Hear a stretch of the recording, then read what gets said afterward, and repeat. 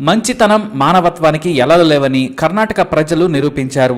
వీధుల్లో గుడిలో ఎక్కడ పడితే అక్కడ అడుక్కు తిని బ్రతికే ఓ బిచ్చగాడికి పాతాభివందనాలు చేస్తూ వేలాది మంది అంతిమ వీడ్కోలు పలికారు. బిచ్చగాడి అంత్యక్రియలకు వేలాది మంది తరలివచ్చారు. ప్రతి ఒక్కరి కన్నీరు కన్నీటితో నిండిపోయింది. అసలు ఆ బిచ్చగాడితో ఆ ప్రజలకు అంత అపురూప బంధం ఎందుకుందో తెలుసుకుంటే మీరు సైతం ఆశ్చర్యపోతారు. మానసిక వికలాంగుడిగా తన తల్లితో కలిసి 30 ఏళ్ల నుంచి అడుక్కుంటూ బ్రతుకుతున్నాడు హుచ్చా బస్యా. ఇతను కర్ణాటకలోని విజయనగర జిల్లా హువినహడగలిలో నివాసం ఉండేవాడు. రోడ్డు పక్కనే ఉండే చిన్న గుడిసెలో తన తల్లితో కలిసి జీవించేవాడు. కొడుకు మానసిక వికలాంగుడు కావడంతో అతని తల్లి చనిపోయే వరకు జాగ్రత్తగా కాపాడుకుంది. కానీ వృద్ధాప్యం కారణంగా అనారోగ్యంతో 6 నెలల క్రితం మరణించిందామె. ఆనాటి నుంచి ఒంటరిగా స్కూల్స్ ముందు, షాపుల దగ్గర, గుడుల దగ్గర అడుక్కుంటూ జీవనం సాగిస్తున్నాడు బస్యా.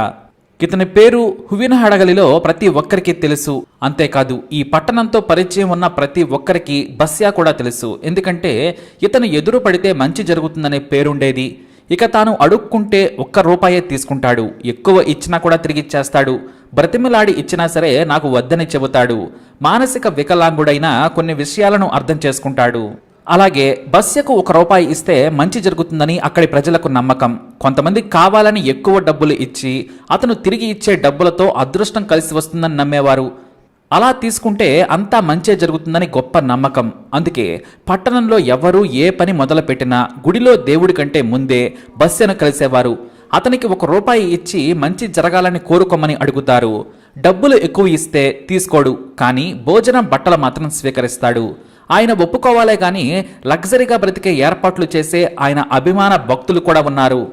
అంతెందుకు కర్ణాటక మాజీ డిప్యూటీ సీఎం దివంగత ఎంపీ అయిన ప్రకాష్ అయితే వెతుక్కుంటూ బస్య కోసం వచ్చేవారు.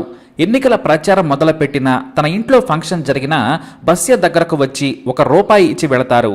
ఆ తరువాతే పని మొదలు పెట్టేవారని చెబుతూ ఉంటారు. మరో మాజీ మంత్రి పరమేశ్వర్ నాయక్ కూడా బస్యకు వీరాభిమాని. శుభకార్యం మొదలు పెడితే బస్యను వెతుక్కుంటూ వచ్చి ₹1 ఇచ్చి వెళతారు. బస్యకు అతని తల్లికి మంచి భోజనం, బట్టలు ఇచ్చి వెళ్లేవారు. కూతురు పెళ్లి నుంచి మనవరాలి నామకరణ వేడుక వరకు అన్నీ బస్యకు ₹1 ఇచ్చి వెళ్లిన తర్వాతే జరిపించారాయన. పట్టణంలో ఆయనకు ₹1 ఇవ్వని వ్యక్తి లేడు. చుట్టుపక్కల నుంచి వచ్చే గ్రామస్తులు కూడా బస్య దగ్గరకు వస్తారు. అతన్ని దేవుడిలా కొలిచేవారు. బస్యా ఇక్కడి ప్రజలకు చాలా ఇష్టమైన వ్యక్తి. పేరున్న అధికారినైనా ఎమ్మెల్యేనైనా సరే బస్యా పేరు పెట్టే పిలుస్తాడు. పేరు పెట్టి పిలిచి మరీ ₹1 అడుక్కుంటాడు బస్యా. ఇక వాళ్ళు కూడా మీరు పిలవడమే మాకు మహాభాగ్యం అంటూ నవ్వుతూ పలకరిస్తారు. మానసిక సమస్యలు ఉన్నా ఏనాడు ఎవరిని ఇబ్బంది పెట్టలేదు. నవ్వే ఆయనకు ఆభరణం. ₹1 ఇస్తే చాలు, వెలుగుతో ఆయన కళ్ళు కాంతిని వెదజల్లుతాయి. భక్తులకు ఆయన స్వామి లాంటి వారు. కానీ ఎక్కడికి రమ్మన్నా కూడా రాడు. ఇంటికి పిలిచి సపర్యలు చేస్తామన్నా ఆయన పట్టించుకోడు. ఇంతటి మంచి పేరున్న హుచ్చా బస్యను నవంబర్ 13, 2021 సాయంత్రం రోడ్డు దాటుతుండగా బస్సు ఆయన్ను ఢీకొట్టింది. దీంతో తీవ్ర గాయాలయ్యాయి. బస్సు డ్రైవర్ వేగంగా బస్సును ప్రభుత్వ ఆసుపత్రికి తరలించాడు. కానీ 4 రోజుల తర్వాత ఆసుపత్రిలో చనిపోయినట్లు పట్టణ ప్రజలకు ఆలస్యంగా తెలిసింది. అంతే, వెంటనే ఓ అనాథ శవంలా కాదు, ఓ మహాత్ముడిలా ఆయనకు వీడ్కోలు పలికేందుకు పట్టణ ప్రజలు ఏర్పాట్లు చేశారు.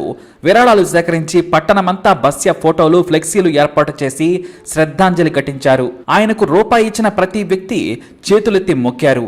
వేలాది మంది ప్రజలు ఆయన కడసారి చూపు కోసం క్యూ కట్టారు. చివరకు పోలీసులు సైతం బస్య కోసం రోడ్ల మీదకు వచ్చి ఏర్పాట్లను పరిశీలించారంటే పరిస్థితిని అర్థం చేసుకోవచ్చు. బస్యను దేవుడిని చేశారు ప్రజలు. తమ మానవత్వంతో బస్యకు ఏ వ్యక్తికి దక్కని అపురూపమైన భక్తితో కన్నీటి వీడ్కోలు పలికారు ప్రజలు. అసలు ఒక బిచ్చగాడి మృతదేహం వెంట ఎంతమంది ప్రజలు నడిచి వీడ్కోలు పలకటం ఏంటని దేశమంతా ముక్కున వేలేసుకునేలా చేశారు. చక్కటి చిరునవ్వుతో ₹1 తీసుకునే బస్య ఇక తమకు వీధిలో కనిపించడం తెలిసి ప్రతి ఒక్కరూ బాధపడుతున్నారు. తమకు ఆయన దీవెన కారణంగా మంచి జరిగిందనుకునేవారు ఫోటోలు పెట్టుకుని దండాలు పెడుతున్నారు. హువినహడగలిలో మానవత్వం పరిమళించింది.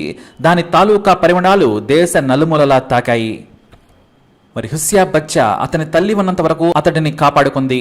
మానసిక సమస్యల కారణంగానో మరేదైనా కారణంగానో అతను రోడ్డు దాటుతూ ఉండగా ప్రమాదం గురై చనిపోయాడు. అతని ఆత్మకు శాంతి చేకూరాలని కోరుకుందాం. మరి ఈ న్యూస్ అప్డేట్స్ కోసం మా ఈ ఛానల్ ఫాలో అవ్వండి. తప్పకుండా సబ్స్క్రైబ్ చేసుకోండి.